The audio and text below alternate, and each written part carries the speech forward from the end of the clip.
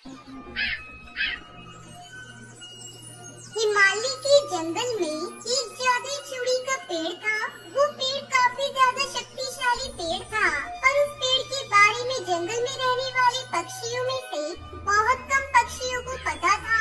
लेकिन एक दिन उस जंगल में रहने वाली सुंदरी नाम की एक लालची कौवी को उस पेड़ के बारे में पता चलता है। सुनो, मैंने जंगल में एक जादुई चूड़ी का पेड़ देखा है। अगर हम उस जादुई चूड़ी के पेड़ में से चूड़ियों को बाजार में बेचेंगे तो हम बहुत सारे पैसे कमाएंगे, क्योंकि वो जादुई चूड़ियां हैं, पहनते ही सब सुंदर दिखने लगेंगे। अरे वाह सुंदरी, इस तरह से जादुई चूड़ियों को बेचकर तो हम लोग अमीर हो जाएंगे। उसके बाद कालू कौवा सुंदरी कौवी उस जादुई चूड़ी के पेड़ के पास पहुँचते हैं। अरे वाह, इस पेड़ पर लगी जादुई चूड़ियां तो बहुत सुंदर है। हाँ तो सुंदर तो होंगी ही ना, ये जादुई चूड़ियां हैं। मैं तो इसे पहनकर और भी ज्यादा सुंदर हो जाऊंगी। चलो चलो, अब सारी जादुई चूड़ियों को तोड़ते हैं और इसे बेचकर हम लोग बहुत सारे पैसे कमाएंगे। उन दोनों की बातें सुनकर जादुई पेड़ बहुत ही गुस्सा हो जाता है और उन दोनों से कहता है, सुनो लालची पक्षियों, तुम दोनों की सारी बातें मैंने सुन ली है। तुम दोनों पैसा कमाने के लिए मेरी जादुई चूड़ियों को तोड़ना चाहते हो, इसलिए मैं तुम्हें एक भी चूड़ियां नहीं दूंगा। तुम दोनों यहाँ से चुपचाप चले जाओ। सुंदरी, ये पेड़ तो जादुई चूड़ियों को तोड़ने से मना कर रहा है। तुम चिंता मत करो, इसका उपाय मेरे पास है। अब देखो मैं क्या करती हूँ। इतना कहकर सुंदरी कौवी एक कुल्हाड़ी निकालती है और पेड़ को डराते हुए कहती है, देखो जादुई पेड़, ये चूड़ियां मुझे तोड़ने दो, वरना मैं तुम्हें इस कुल्हाड़ी से काट दूंगी। फिर देखना, तुम हमेशा के लिए खत्म हो जाओगे। तुम तो बहुत बेरहम और दुष्ट कवि हो। मैं तो बिल्कुल भी तुम्हें ये जादुई चूड़ियां तोड़ने नहीं दूंगा। चली जाओ यहाँ से। सुनो जादुई पेड़, मेरी बात मानो, मैं तुम्हें आखिरी बात कह रही हूँ। अगर तुमने मुझे चूड़ियां तोड़ने नहीं दी तो मैं इसी कुल्हाड़ी से तुम्हें काट के गिरा दूंगी। सुंदरी कौवी की बात सुनकर जादुई चूड़ी का पेड़ डर जाता है और कालू कौवा सुंदरी कौवी को अपनी जादुई चूड़ियां देने के लिए तैयार हो जाता है।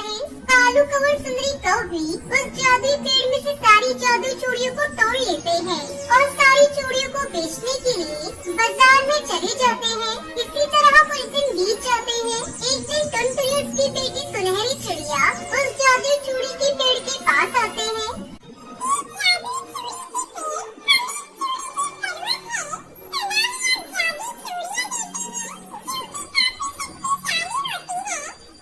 हाँ, मैं जादुई चूड़ियां देता हूँ, पर आज मेरे पास एक भी जादुई चूड़ियां नहीं है।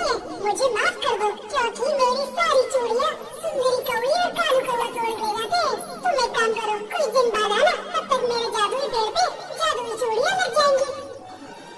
पेड़ की बातें सुनकर टुनटुनी उसकी बेटी सुनहरी चिड़िया काफी ज्यादा उदास हो जाती है और उन दोनों की मत न कर पाने की वजह से जादुई पेड़ भी काफी ज्यादा दुखी हो जाता है। कुछ समय बीतने के बाद उस पेड़ पे फिर से काफी ज्यादा रंग बिरंगी जादुई चूड़ियां उग जाती हैं। फिर उसी दिन कालू कौवा और सुंदरी कौवी उस पेड़ में से सारी चूड़ियों को तोड़कर बाजार में बेचने चले जाते हैं और बहुत सारे पैसे कमाने लगते हैं।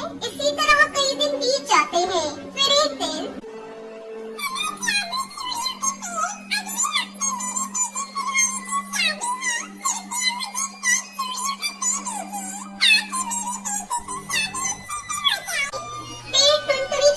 बातें सुनकर माफी मांगता है और कालू कौवा सुंदरी कौवी की पूरी बातें बताने लगता है।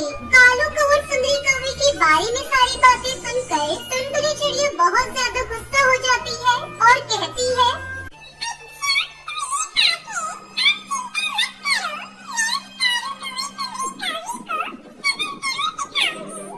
फिर कुछ दिनों बाद उस पेड़ पे जादुई चूड़ियां उग जाती है और फिर कालू कौवा सुंदरी कौवी उस जादुई चूड़ियों को लेने आते हैं कि तभी वहाँ पे टुनटुनी चिड़िया आ जाती है और कहती है, मैं कहती हूँ रुक जाओ।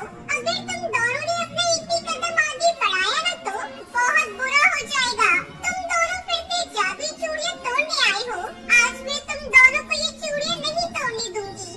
ए चिड़िया, तू हमें रोकेगी? तेरी इतनी हिम्मत? रुक, मैं तुझे अभी बताती हूँ। सुंदरी कौवी टुनटुनी चिड़िया की ओर बढ़ने ही वाली होती है कि तभी टुनटुनी चिड़िया एक जादुई चूड़ी को तोड़ लेती है और उसकी शक्तियों से कालू सुंदरी कौवी को एक पिंजरे में बंद